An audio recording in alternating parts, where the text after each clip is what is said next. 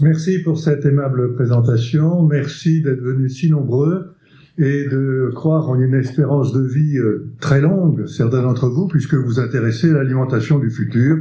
Ça l'est donc plein d'optimisme. J'ai rajouté en sous-titre qui vient de vous être donné, poser la question si on était face à un cauchemar ou à un espoir de meilleure alimentation pour nourrir l'humanité. Nous sommes en pleine transformation. On assiste à une certaine transformation de la manière de produire, de transformer nos aliments, au point qu'on peut se demander si les usines ne vont pas remplacer les champs, les pâturages, les étables, si les agriculteurs ne vont pas disparaître au profit des ingénieurs, si on n'assiste pas aujourd'hui à ce que je qualifierais de la 7e transition alimentaire, ce qui va d'ailleurs me conduire à définir auprès de vous ce que j'appelle les 6 premières transitions alimentaires. Je vais organiser notre débat autour de quelques thèmes. Le premier, c'est effectivement comment nous passons de la première transition alimentaire jusqu'à la 7e, dont je parlerai ensuite. Dans un deuxième temps, j'essaierai de faire ressortir les besoins que nous avons en protéines pour nourrir le monde, la croissance en demande qui est attendue et les réponses qui sont apportées. La troisième partie portera sur la réponse apportée grâce à l'accès aux protéines végétales. Et enfin, ce qui sera le cœur de cette présentation, eh bien, ce qu'on voit apparaître aujourd'hui dans la production des insectes pour nous nourrir, dans la culture de tissus de cellules animales pour fabriquer de la viande, voire du poisson, voire d'autres produits. Et enfin, comment, par des fermentations de micro-organismes génétiquement modifiés, certaines start-up se préparent à livrer sur le marché du lait artificiel ou des œufs artificiels. Et puis je terminerai par une petite réflexion sur l'éthique de l'alimentation. Donc, depuis 2 millions d'années à peu près, depuis Homo habilis, nous avons franchi toute une série d'étapes dans la manière de nous alimenter. Il y a 2000 ans, nos ancêtres sont devenus omnivores. Après être passés de la cueillette, ils sont passés à la chasse, nourrissant d'ailleurs, c'était de la chasse aux lézards, aux amphibiens, aux serpents, aux insectes, et puis aux viandes abandonnées par les gros carnivores qu'ils retrouvaient au cours de leur démarche.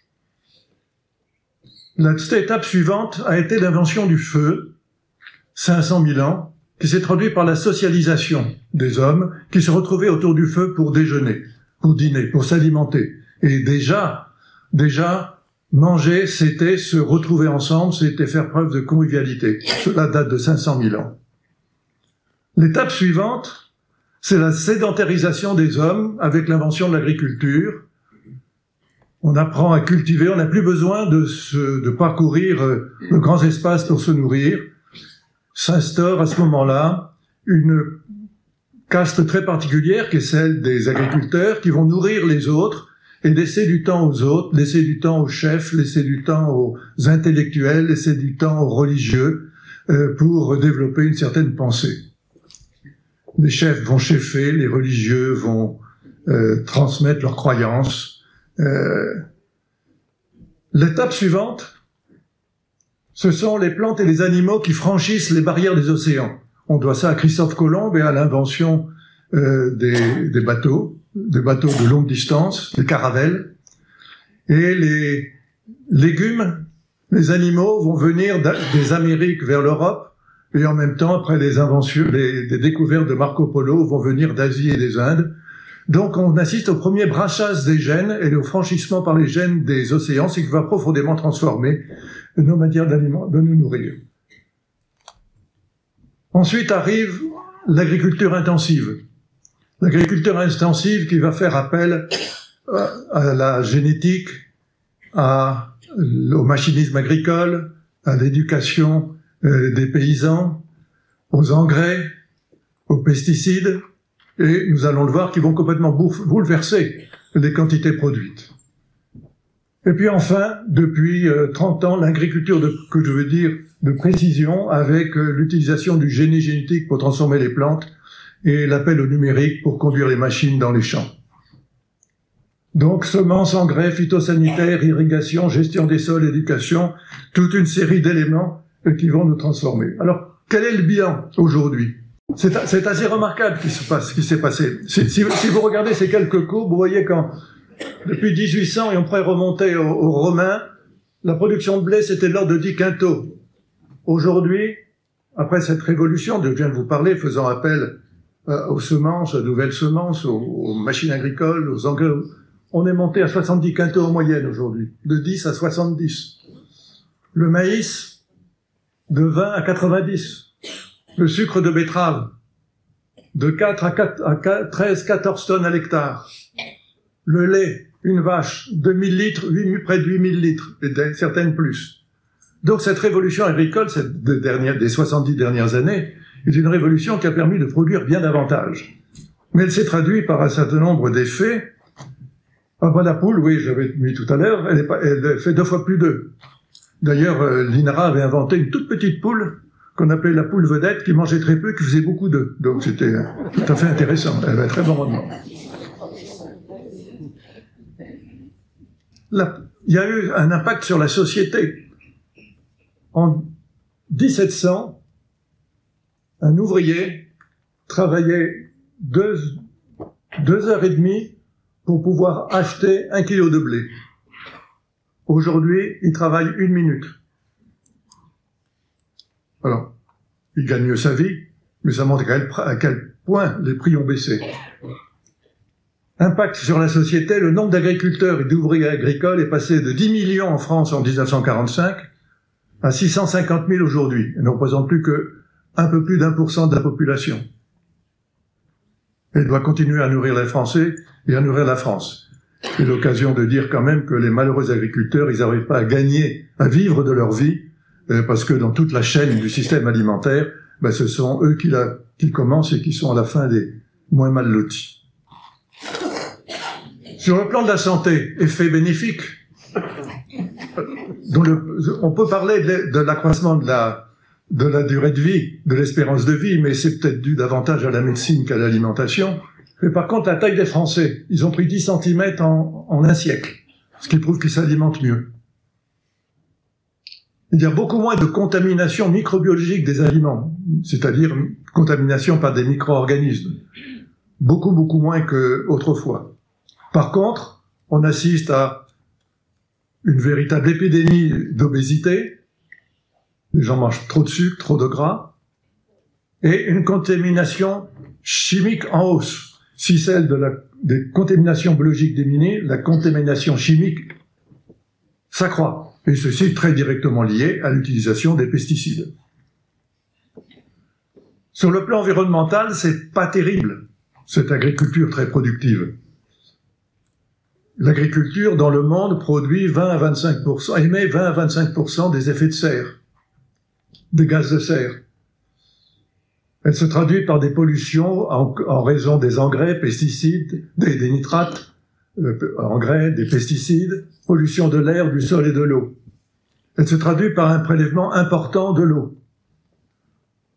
D'ailleurs, une idée fausse de croire que le maïs consomme beaucoup d'eau. Le maïs consomme moins d'eau que le blé, mais il le consomme à une époque où on n'en a pas beaucoup. C'est pour ça que sa culture pose des questions. Mais c'est pas parce qu'il en consomme beaucoup, c'est qu'il en consomme trop au mauvais moment. Alors, on est donc face à la nécessité de changer notre système.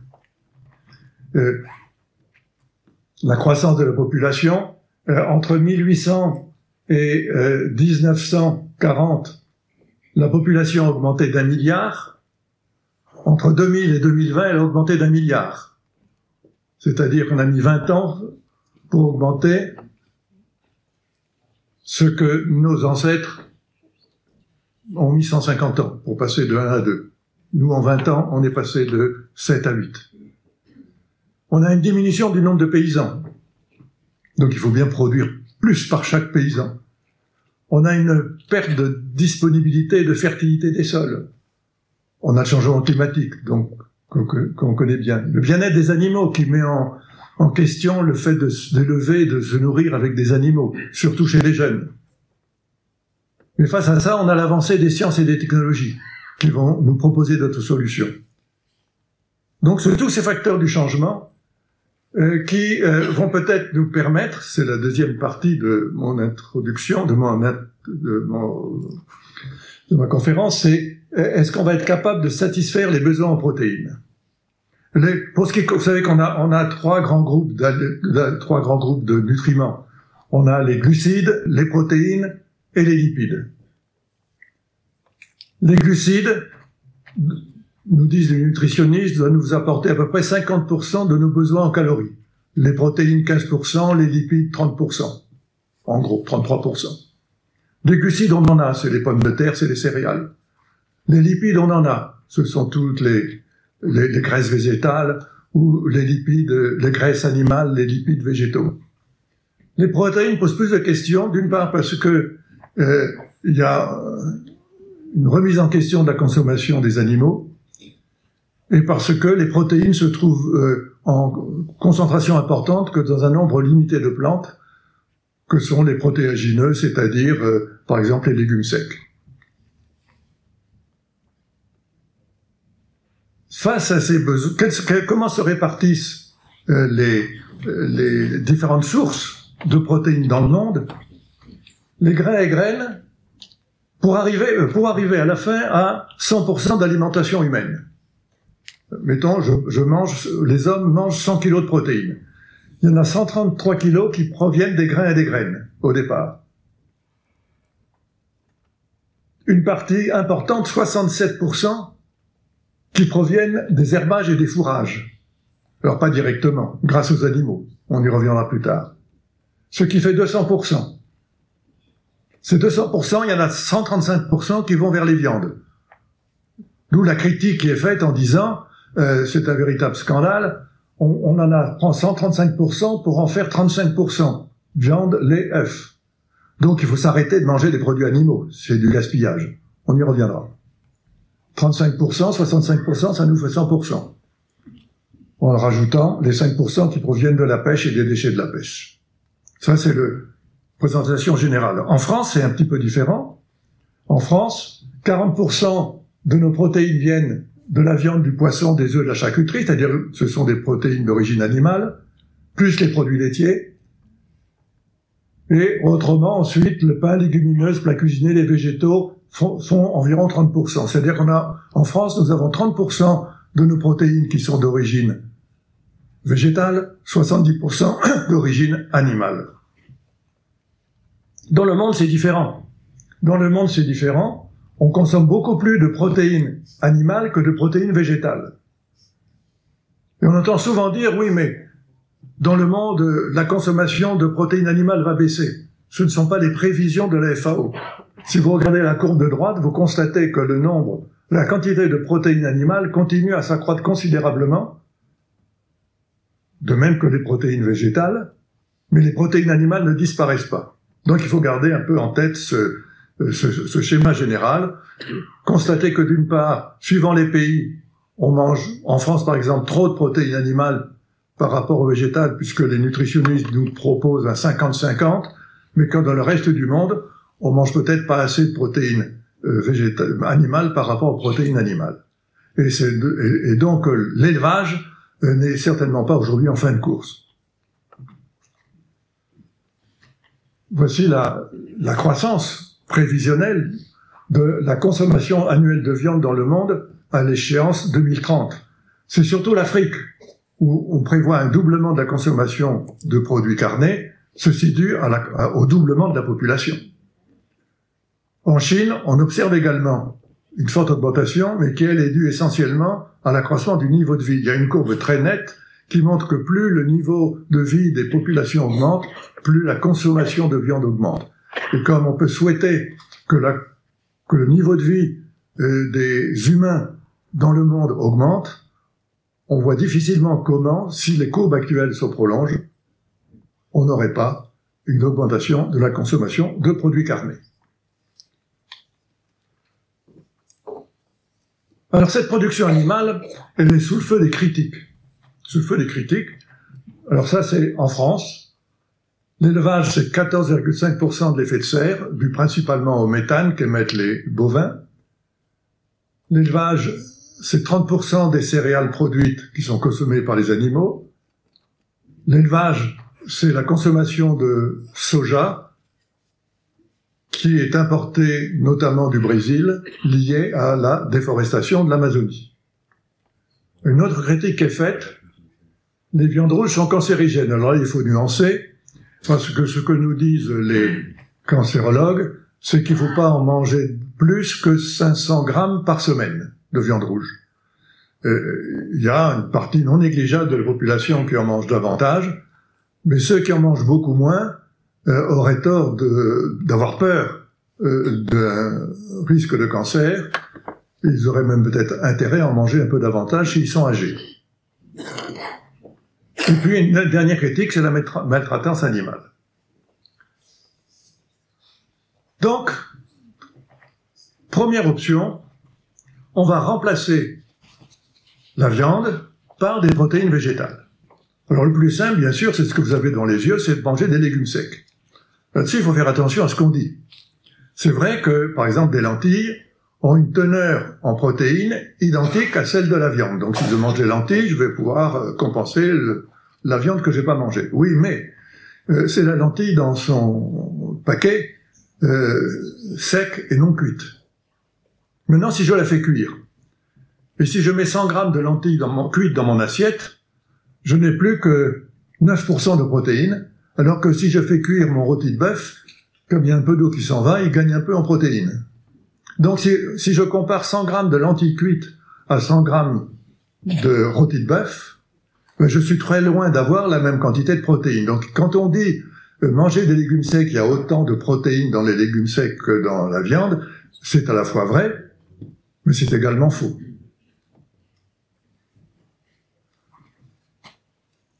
Bon. Et puis en plus, la viande, elle apporte du fer, des vitamines, des acides aminés mieux équilibrés. Donc sur le plan nutritionnel, elle a quand même, au point de vue protéique, davantage de qualité. Alors, on a cherché une autre solution. On a cherché une solution qui consiste à partir de ces récoltes de soja ou de pois, d'en extraire les protéines. Donc on broie la graine, on fractionne ses constituants, on la texture à l'aide d'une machine que j'ai mis là qui s'appelle un cuiseur-extrudeur, dans laquelle la farine rentre, les protéines rentrent, on ajoute de l'eau et c'est trituré sous haute pression, ce qui a pour effet de donner à la protéine initiale une nouvelle structure qui est une structure de fibre. On y ajoute un petit peu de tout, des pectines, de l'amidon, des matières grasses, des matières minérales, des arômes. Ça nous donne cette espèce de mélange qui est là, dont on espère que la saveur, la texture, l'aspect, les nutriments donnent un produit qui soit l'équivalent d'une viande hachée. C'est assez curieux d'ailleurs que ceux qui commercialisent ce type de produit appellent ça une viande végétale. C'est un petit peu un oxymore. Et il y a des pays où c'est interdit. En France, ça devait l'être, et puis ça a été repoussé. Mais moi, je préfère appeler ça un hachis ou un haché végétal, plus qu'une viande végétale. Alors ça se fait depuis très longtemps. Ces steaks hachés, j'en ai mis un steak haché, un vrai, et une galette végétale, que je trouve aujourd'hui dans le commerce. Qu'est-ce que j'observe? J'observe d'abord que le steak haché contient plus de protéines. Que le prix est à peu près le même. Mais si je le ramène à la protéine, c'est plus cher, le hachis végétal. Puisque on passe de 120 kilos pour avoir des protéines de qualité qui sont bonnes mais pas excellentes, à 90 kilos pour avoir des protéines qui sont de qualité excellente. Et puis si je regarde la composition de mon steak, de mon hachis végétal, ben vous l'avez à droite. Moi, il me semble qu'aujourd'hui, je préfère me tourner vers le steak haché que vers le hachis végétal pour un certain nombre de raisons. Ce qui ne veut pas dire que ce soit mauvais pour la santé. Hein. Tous les additifs ont été vérifiés, homologués par les agences sanitaires. C'est pas parce qu'il y a des additifs que ça va vous rendre malade. Mais malgré tout, on a une tendance à vouloir consommer des produits naturels plutôt que trop élaborés. On parle beaucoup d'ultra-transformation. Moi, je préfère appeler ça une ultra-formulation.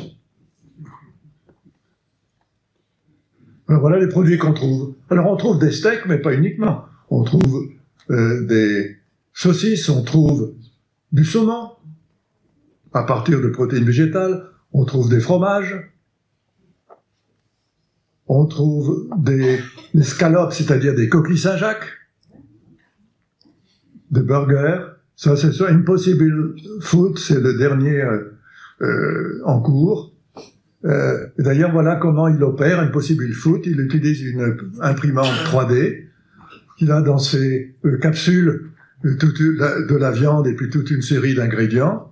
Et vous voyez ce qu'il en sort. C'est imprimé, c'est pas très net, mais vous voyez, on sort des espèces de rôtis. Ce qui est intéressant, c'est qu'il mélange à la fois le gras et la protéine texturée. Il dispose d'ailleurs, dans cette société, Redefined Meat, qui est une société israélienne, il organise, comme il le souhaite, la disposition du gras à l'intérieur des fibres. Il en met plus ou moins. Il nous dit jouer sur la tendreté. Et voilà en plus gros le produit qu'on obtient. Maintenant, est-ce qu'on aime? Bon, ben donc ce n'est plus de la viande hachée, c'est de la viande qui veut se substituer au steak. Et ça, c'est un domaine qui est en pleine croissance. C'est en pleine croissance. Les investissements dans tout ce dont je vais vous parler se montent à plus de 5 milliards d'euros dans les startups du monde entier. C'est en pleine explosion. On peut se poser la question de savoir s'il faut vraiment faire avec des protéines végétales, essayer de mimer le steak animal. Est-ce qu'il ne faut pas mieux faire des produits qui soient spécifiquement végétaux, mais qui soient agréables à manger, agréables à consommer? C'est ce quoi vers, semble-t-il, s'orientent certaines de ces entreprises qui se rendent compte que vouloir faire croire aux gens qu'en mangeant leurs produits végétaux, ils mangent de la viande, c'est à la fois une tromperie et c'est pas forcément un bon argument marketing. Et que avec la tendance actuelle, il peut être beaucoup plus simple de vouloir valoriser le végétal en tant que végétal et non pas en tant que simili-viande. Alors il y a une autre approche possible pour les protéines végétales, ce sont les algues. On en parle aussi beaucoup, mais alors là, il faut être très prudent. Les macroalgues, essentiellement dans les pays asiatiques, qui vont servir à faire des salades, des sushis, voire dans l'industrie des produits de texture, qui vont être des additifs. Ils sont produits 30 millions de tonnes par an, 75% d'eau, ça fait 6 millions de tonnes de produits secs. C'est insignifiant aujourd'hui par rapport à ce qu'on consomme, puisqu'on consomme plus de 5 000 millions de tonnes d'aliments dans le monde. Une autre approche, et c'est là où on vise les protéines, ce sont des microalgues. Vous avez tous plus ou moins entendu parler de la spiruline ou des chlorelles. Ce sont des marchés de niche. 10 000 tonnes dans le monde. 10 000 tonnes dans le monde. C'est totalement insignifiant. La production de maïs doit être de 400 millions de tonnes. C'est pas les mêmes ordres de grandeur, c'est pas comparable. Et de mon point de vue, on restera dans les microalgues, dans les compléments alimentaires. C'est pas ça qui va nourrir le monde. Et dans les macroalgues, ça restera probablement dans les régions asiatiques, d'autant que il se trouve que notre intestin n'a pas les micro-organismes, le microbiote adapté à la consommation de ces produits, contrairement aux Asiatiques. Et puis avec les fibres qui sont dans ces algues, il y a un problème de digestibilité. Alors voilà ce qu'on trouve aujourd'hui sur le marché. Alors comment elles sont fabriquées? Eh bien ce sont de grands tuyaux qui sont éclairés de manière artificielle, ce qui n'est pas génial. Les algues se multiplient, on les extrait, On a là les spirulines qui sont des espèces de petits filaments tout fins, les chlorelles qui sont des petits globes, et on vend de la poudre de chlorelle ou bien des spirulines, et tout ça, c'est vraiment pas donné. Voilà. Alors on fait des boissons à la spiruline, des petites barres citron spiruline, des boissons menthe chlorelle, de la mayonnaise. Mais je vous rappelle que le tonnage de départ pour le monde, c'est 10 000 tonnes. Donc ce sont des marchés de micro-niches pour lesquels peut-être des toutes petites entreprises vont un peu survivre, gagner quelques sous. Mais c'est pas ça qui est notre alimentation de demain. Alors là, vers la 7e transition alimentaire, c'est surtout ça qui nous intéresse aujourd'hui. Vous avez vu cette évolution progressive de plus en plus rapide des changements de notre système alimentaire. 2 millions d'années, 500 000 ans, l'agriculture 8 000 ans, l'agriculture moderne il y a 70 ans, et est-ce qu'aujourd'hui on va vers la 7e transition alimentaire? Alors, Marcelin Berthelot, qui est un chimiste, également membre de l'Académie des sciences, et également ancien ministre de l'Éducation nationale, lors d'un congrès de chimie, expliquait « Les progrès de la chimie permettront de fabriquer nos aliments à partir du dioxyde de carbone, de l'azote et de l'oxygène présents dans l'atmosphère et de l'hydrogène isolé de l'eau. » Donc en fait, ce à quoi il pense, c'est au lieu de laisser la nature avec la photosynthèse, laisser les plantes capter l'énergie lumineuse, capter le dioxyde de carbone de l'air pour le transformer en glucose, puis ensuite en protéines, lipides, minéraux, vitamines, etc., en ayant puisé dans le sol de l'eau et des minéraux et en rejetant vers l'air de l'oxygène. C'est une machine absolument extraordinaire, la photosynthèse. Sans photosynthèse, nous ne serions pas là. La photosynthèse a permis de diminuer de manière extrêmement importante la quantité de CO2 dans l'air, de rejeter de l'oxygène et d'arriver à une quantité d'oxygène qui a permis aux animaux d'apparaître. Et en plus, elle a permis de créer la couche d'ozone. Ça date de 3 milliards d'années, la photosynthèse, dans l'eau. Sur Terre, ça date de 450 millions d'années. C'est un mécanisme formidable. Pas très faible rendement, mais on a tellement d'énergie solaire, c'est pas un problème que le rendement soit faible. Eh bien, ce que propose Berthelot, c'est ceci. C'est de dire, peut-être qu'en 2005, on le verra. On le verra peut-être parce qu'on aura peut-être en 2005 ces nouvelles énergies sur lesquelles les physiciens sont en train de travailler, qui proviennent non pas de la fission nucléaire, mais de la fusion nucléaire, c'est-à-dire le rassemblement de deux atomes ensemble pour en former un plus gros. Eh bien, de l'eau viendra de l'hydrogène, l'air nous donnera de l'oxygène et de l'azote, le charbon du carbone ou le CO2, et grâce à l'énergie, et on sait faire en laboratoire, on obtiendra des acides aminés, des acides gras, des sucres, et donc on va assembler tout ça et obtenir des protéines, lipides et amidons. Alors peut-être que, je crois que plus grand monde sera là, 2100, peut-être qu'on verra ça. Mais aujourd'hui, vous allez voir que c'est la biologie qui l'emporte sur la chimie. Et tout à l'heure, je vous présenterai un projet où des biologistes ont réussi ça en faisant appel à des micro-organismes et non pas à la synthèse chimique. Alors on a parlé parfois, le mythe, on va se nourrir de pilules, ou alors on aura une poudre qu'on va mettre dans l'eau et on en boira 1,5 litre par jour et on sera nourri. D'ailleurs, à un moment, on disait même, pourquoi pas des asperges en tube ou des huîtres en tube, on va les presser et on va retrouver ça. Bon, ça c'est complètement un mythe. Par exemple, pour les pilules, il est facile de calculer qu'un gramme, une pilule d'1 gramme, va apporter à peu près 6 calories, on en a besoin de 3000, 2500, il faut 350 pilules par jour pour pouvoir se nourrir, et comme il faut qu'à peu près 15 millilitres d'eau par pilule, ça fait 5 litres d'eau. Donc si vous voulez boire 5 litres d'eau, avaler 350 pilules, vous pourrez peut-être vous nourrir, c'est quand même pas génial, il y a d'autres manières de s'alimenter.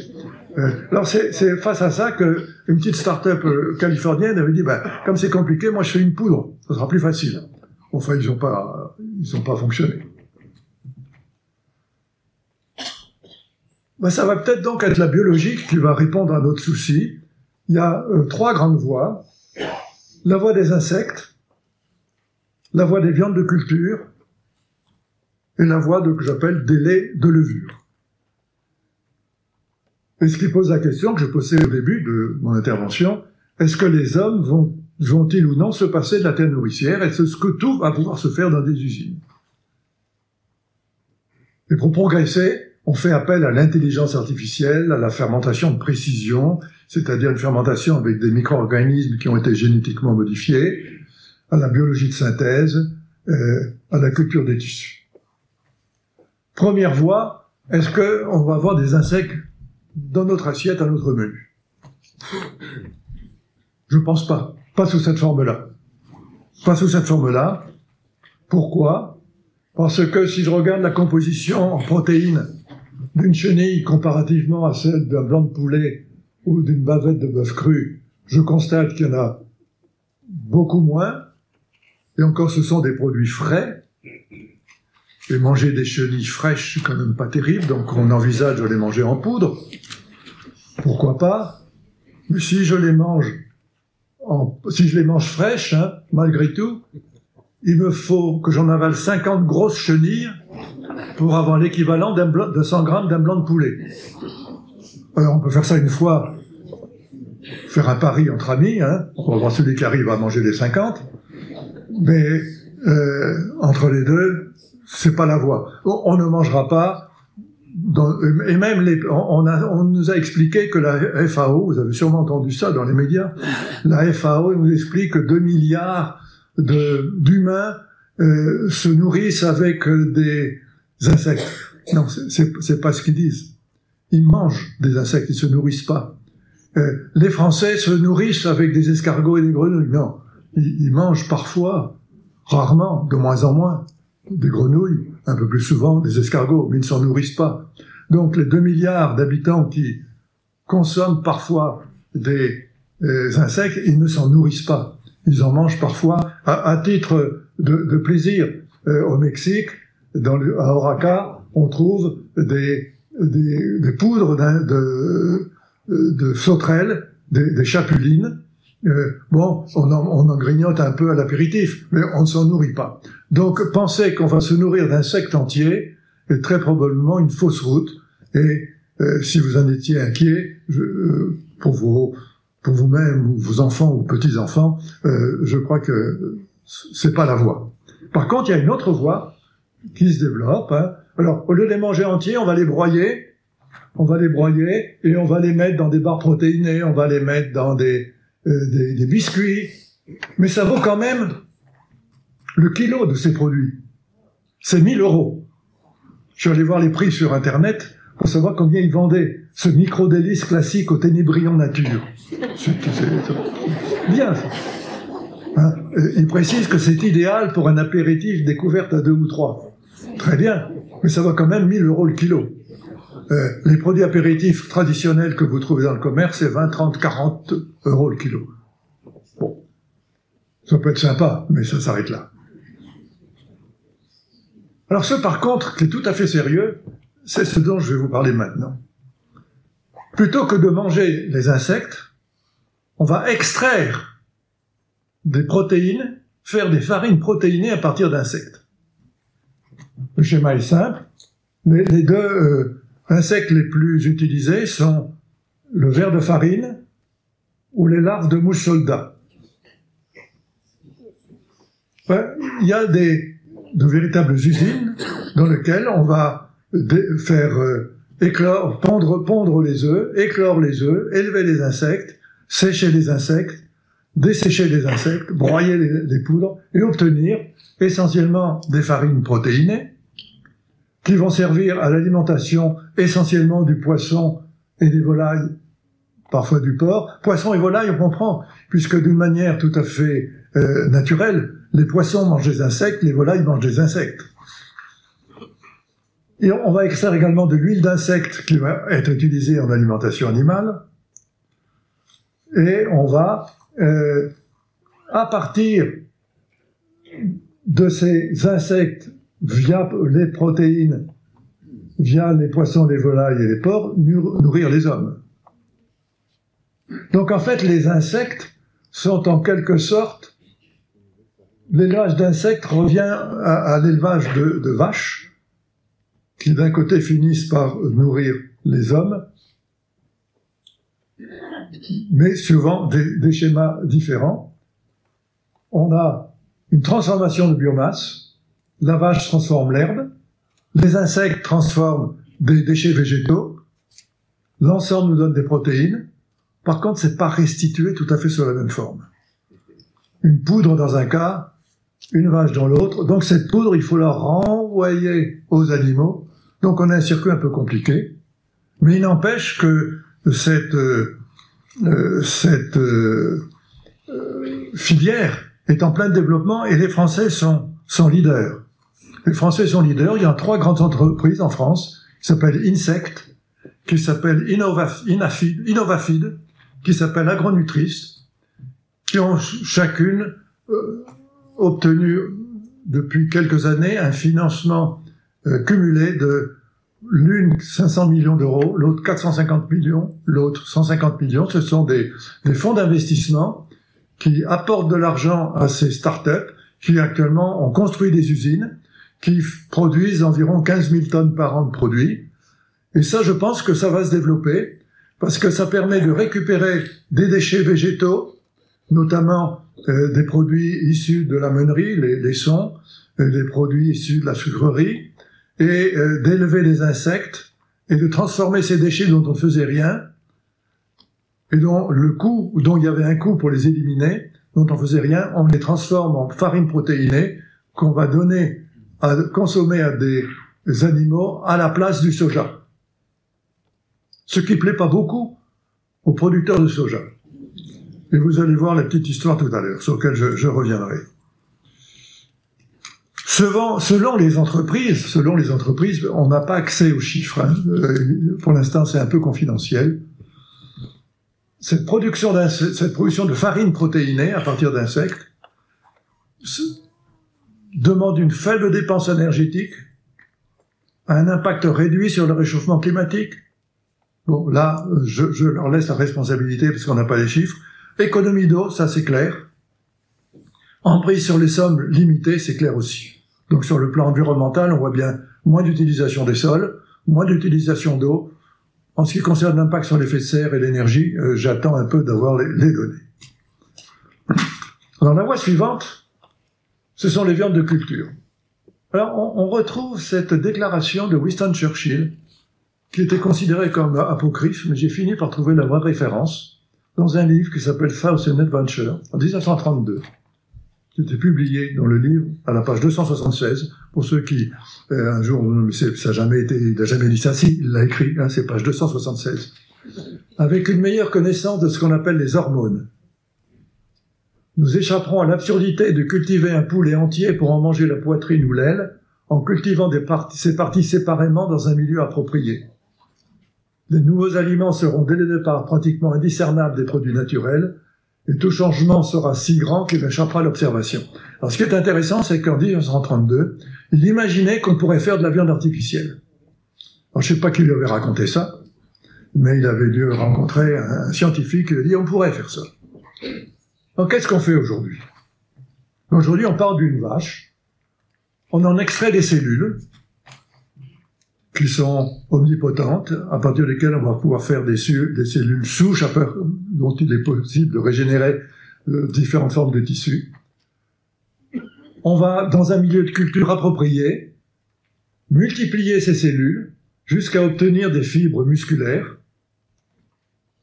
On va y ajouter un peu de tissu adipeux, un peu de collagène, de l'hémoglobine. La l'hémoglobine, ce n'est pas de l'hémoglobine, c'est une molécule assez proche de l'hémoglobine qu'on trouve sur les racines de soja, dans les nodules des racines de soja. C'est la lég-hémoglobine.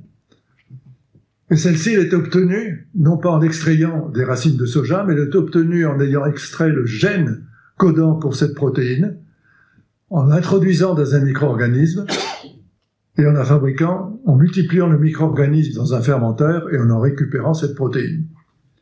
Et on obtient une viande hachée. Alors les premiers résultats, ils datent de 2013. On obtient un amas de cellules musculaires, et ce steak de 140 grammes avait coûté 250 000 €, mais c'était de la recherche, bien sûr. C'était de la recherche, et depuis, ça s'est beaucoup développé au cours des 10 dernières années. Ce qui est espéré de cette voie, c'est, là aussi, diminution de l'usage des terres, diminution de la consommation d'eau, et diminution des gaz à effet de serre, mais là encore, on n'a pas les données de base, ce sont les entreprises qui nous le disent, on le verra. Alors c'est fabriqué, vous voyez, dans des installations de ce genre, c'est l'installation d'une société israélienne qui fabrique ces produits. Les fibres sont multipliées aujourd'hui dans des bioréacteurs et elles ont été autorisées uniquement dans un pays, c'est à Singapour qu'a donné l'autorisation. Voilà les produits qu'on trouve aujourd'hui. On trouve alors de la viande, oui, mais également du poisson, des anguilles, Fancy Food en Israël, des steaks qui sont obtenus par impression 3D, des boulettes de viande obtenues. Mozart Meat, c'est la société qui a été créée par le néerlandais dont je vous parlais tout à l'heure, qui a fait les premiers travaux en 2013. Donc voilà, c'est des produits qui arrivent, qui sont pas autorisés encore, sauf je dis à Singapour. Mais alors, c'est pas si simple que ça, parce que la viande, c'est quelque chose de très compliqué. Le muscle musculaire, le steak, c'est ce qu'on appelle une matrice alimentaire, un complexe de molécules qui associe des fibres, des vaisseaux sanguins, des nerfs de tissu conjonctifs, des cellules adipeuses, du fer héminique facilement assimilable, des vitamines. C'est très compliqué un muscle. Et reconstituer cette structure-là, encore une fois, c'est pas sûr qu'on arrive là. Alors pour simplifier la vie, la société française Gourmet, qui a reçu récemment des investisseurs 56 millions, veut nous faire des foie gras. Alors comment elle fait? Elle part de cellules embryonnaires d'œufs de Cannes, les font se développer en bioréacteur pour obtenir des cellules de foie, ils rajoutent un petit peu d'huile végétale. Alors j'ai pas vu le produit, mais alors ça a un avantage, c'est que c'est des produits à bien plus haute valeur, donc c'est plus facile d'être compétitif, parce qu'aujourd'hui les steaks hachés, ils valent encore nettement plus cher que les vrais steaks.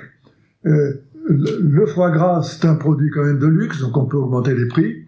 C'est une structure relativement beaucoup plus simple qu'un muscle, donc c'est plus facile à faire. On verra ce qu'il en est, mais cette start-up française construit actuellement un très gros pilote pour fabriquer des quantités significatives. Ce ne sera pas pour cet hiver, peut-être l'hiver prochain, si toutefois il y a les autorisations, de commercialiser ce type de produit. Notre ministre de l'Agriculture nous a dit un jour, jamais en France nous autorisons. Alors il faut jamais dire jamais. Hein. Je ne sais pas si j'ai...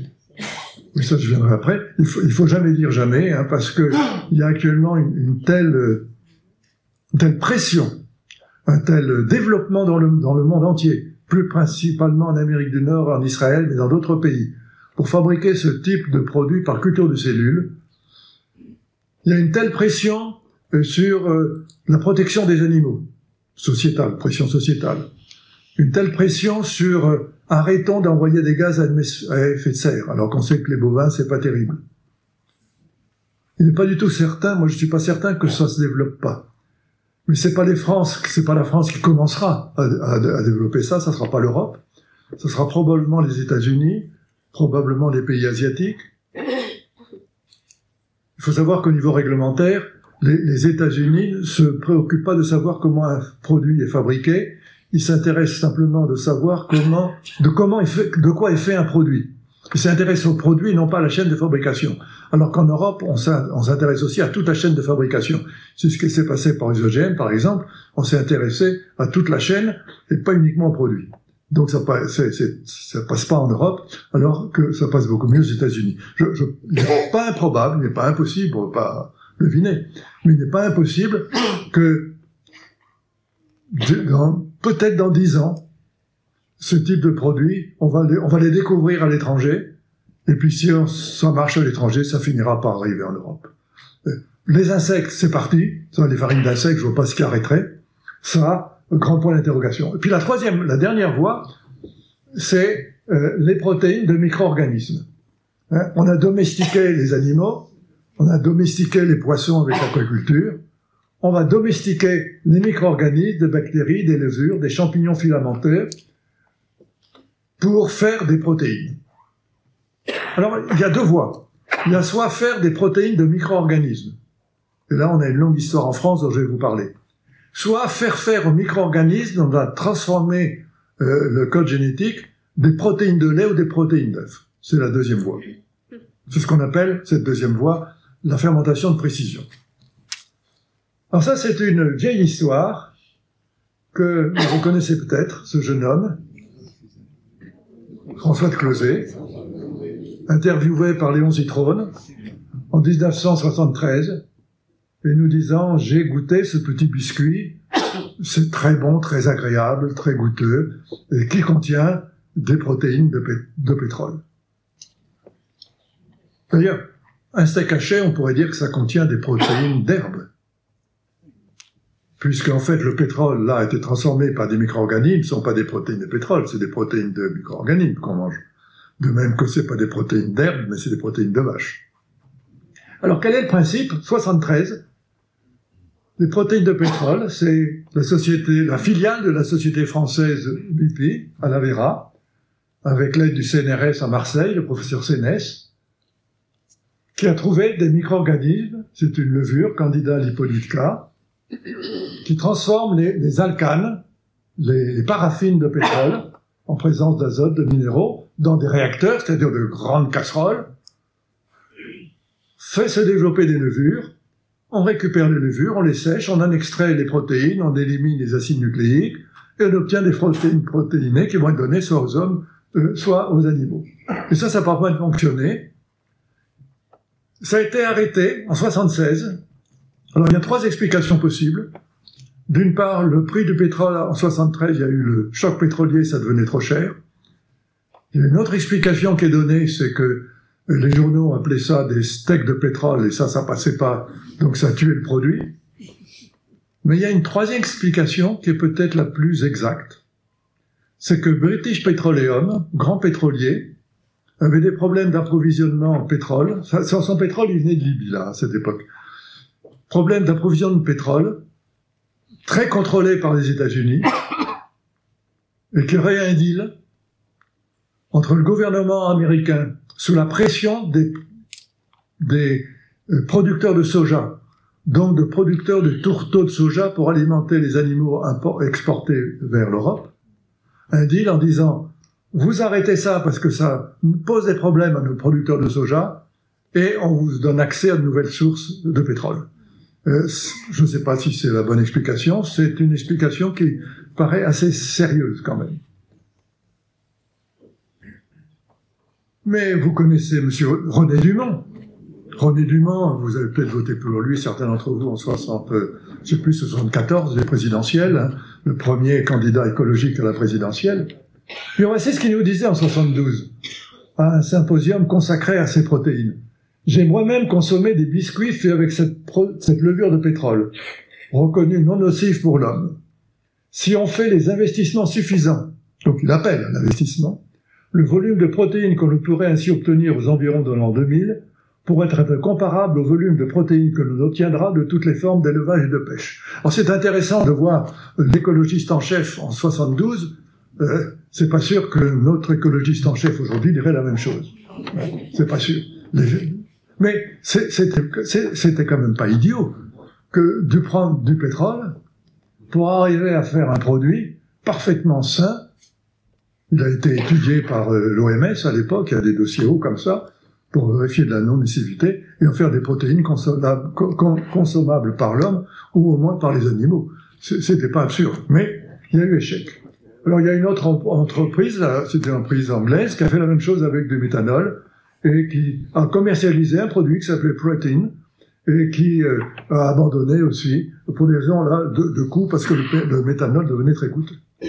Alors il y a une autre voie, qui est actuelle, alors qui est très récente celle-là, et qui s'appuie sur de la recherche qui n'existait pas à l'époque, donc elle est tout à fait passionnante, je ne sais pas ce que ça donnera.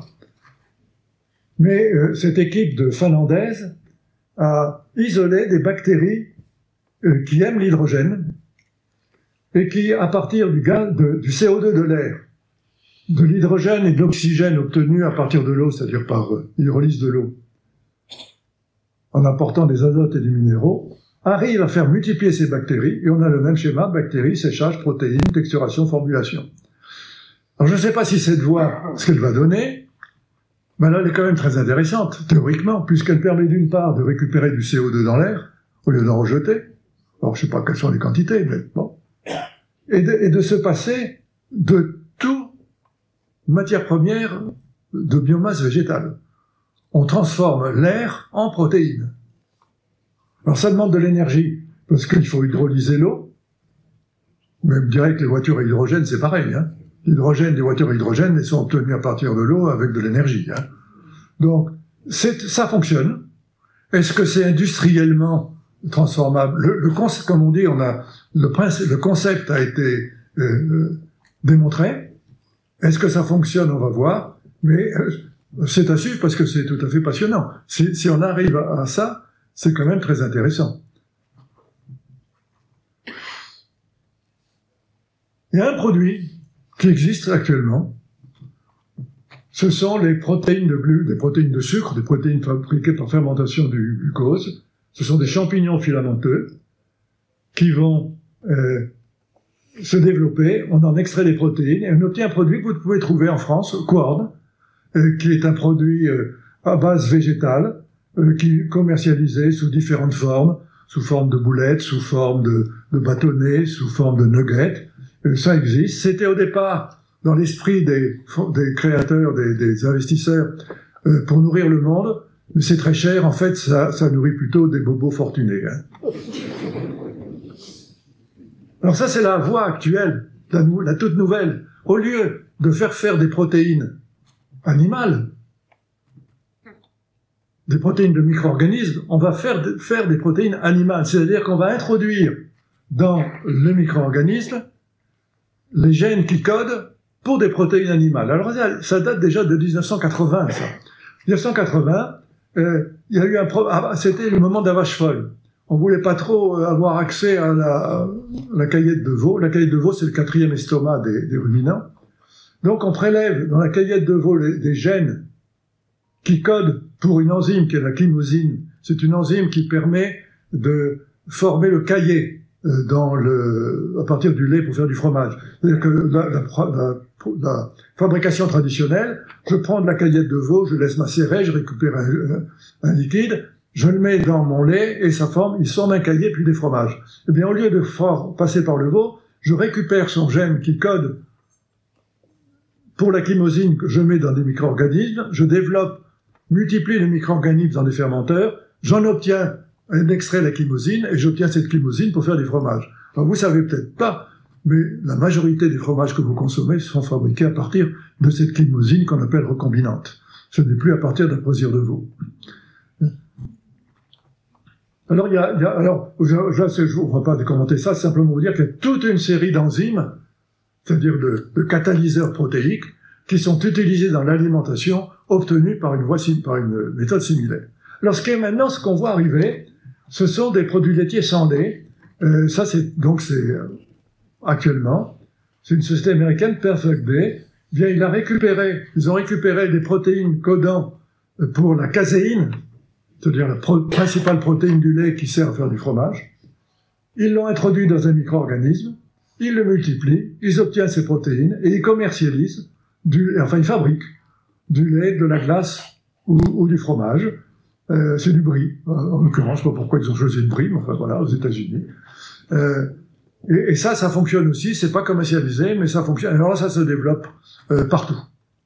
C'est vraiment la grande mode de faire à des micro-organismes des protéines animales, ce qui permet de ne pas d'utiliser l'animal, mais à la fin avoir des produits similaires.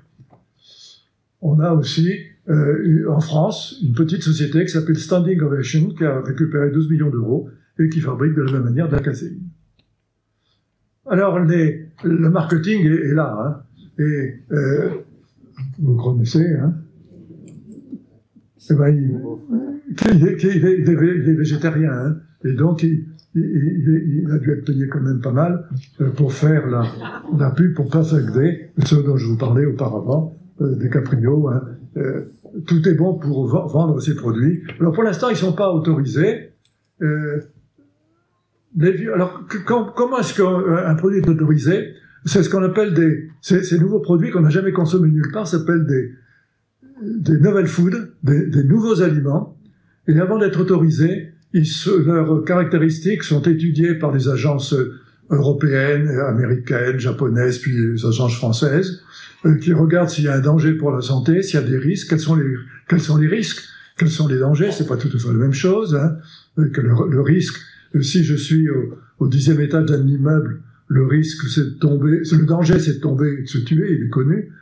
Si j'ai mis une rampe élevée, le risque est nul. Donc le danger, et c'est la mort. Si j'ai une protection, le risque est nul. Viande de culture, il n'y a pas d'autorisation en Europe. Protéines de lait d'œuf, il n'y a pas d'autorisation pour l'instant. Insectes, c'est autorisé aujourd'hui pour l'alimentation animale et certaines pour l'alimentation humaine. Les microalgues, ça ne pose pas de problème d'autorisation. Les hachés végétaux, c'est autorisé et il y en a énormément. Alors je voudrais terminer avec une petite réflexion en disant, mais comment est-ce qu'on va s'y retrouver dans tout ça? Quelle réflexion avoir sur le plan de l'éthique, sur le plan de l'avenir de notre société, vis-à-vis quelle case cocher. Pour qu'une alimentation soit éthique, il faut d'une part respecter la nature. Respecter la nature, c'est limiter certainement les gaz à effet de serre. Et je vous ai dit que dans certains cas, on ne sait pas trop. Dans d'autres, les industriels nous disent que ça limite, mais on n'en est pas sûr. Préserver la biodiversité. Agir avec des ressources en eau limitées. Là, toutes ces techniques sont très positives de ce point de vue-là. Préserver les sols, pareil, c'est très positif. Garantir le bien-être des animaux, puisqu'on fait plus à elles, c'est positif. Sur le plan individuel, respecter les hommes, assurer les besoins biologiques de l'humanité, il faut faire attention parce que la viande, c'est quand même quelque chose qui est particulièrement bien équilibré sur le plan nutritionnel. Garantir la qualité sanitaire, bon ça, il n'y a pas de souci. Approvisionner les urbains. Vous avez peut-être vu d'ailleurs qu'on fait des tours maintenant, de plusieurs informations, j'ai découvert ça, des tours avec 600 000 cochons sur 20 étages. Hein. Donc ça, c'est à proximité des urbains. Assurer le partage de la création de valeur. Respecter les spécificités et cultures régionales. Respecter la convivialité, le plaisir, la gastronomie. Alors là, tous ces produits, c'est pas terrible. Hein. C'est pas terrible et ça sera peut-être une raison de refus. Parce que notre vache, finalement, elle est pas mal. Notre vache, bon, on peut lui reprocher de dégager du méthane et donc d'avoir un impact important sur l'effet de serre, c'est vrai. Mais quand même, c'est une machine qui est capable de transformer de l'herbe qui contient de la cellulose, des protéines minéraux que nous sommes complètement incapables de consommer et de digérer, en des produits qui contiennent soit du lait, protéines, calcium, soit une bonne viande, protéines, fer, vitamine B12. Faut faire attention à ce qu'on fait. Bouleverser aussi profondément notre système alimentaire, ça ne fera pas d'un coup, mais il faut faire attention avec tous les impacts que ça peut avoir. Et puis finalement, un barbecue c'est pas mal, même avec des femmes, quoi qu'en pense une passionnariat de l'écologie. Mais c'est quand même pas mal, et je suis pas sûr qu'on puisse faire un bon barbecue avec ces produits artificiels, mais on le verra. Et les sondages montrent quand même qu'il y a un clivage dans la population. Les jeunes, ça les gêne pas du tout. Ça leur plaît plutôt. Les personnes qui sont jeunes depuis plus longtemps, sont pas très attirés par ce type de produit. Voilà. Je vous remercie infiniment d'avoir regardé.